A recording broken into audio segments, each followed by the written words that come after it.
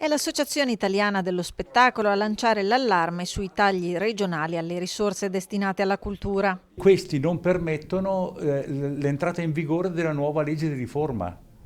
Una legge che prevede la programmazione triennale o hai risorse perlomeno adeguate anche nel tempo. Proposta di bilancio che, per motivi contingenti all'emergenza Covid, spiega l'assessore regionale alla cultura Cristiano Corazzari, ha avuto una visione prudenziale e un ridimensionamento su tutte le materie. Chiaramente ci rendiamo conto della situazione del settore culturale, di un sistema che sta già lavorando anche a seguito della pandemia con delle difficoltà specifiche e che però devo dire in Veneto ha dato comunque una continuità di azione e di tenuta del sistema.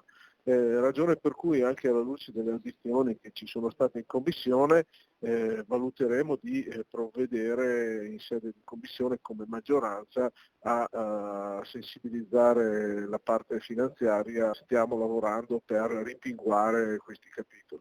Le difficoltà del Covid hanno messo a dura prova il comparto della cultura, dai teatri alle sale cinematografiche, che tuttora, nonostante l'estensione completa della capienza al pubblico, fanno fatica a riprendere. Pensavamo che ad autunno inoltrato l'affluenza sarebbe stata più consistente. Ecco, stiamo registrando un progressivo aumento del pubblico ma con andamenti molto lenti ed è questo che preoccupa perché è quello che rallenta un po' la ripresa ed è quello che richiede anche uno sforzo da parte dell'ente pubblico di accompagnarci in questa lenta risalita.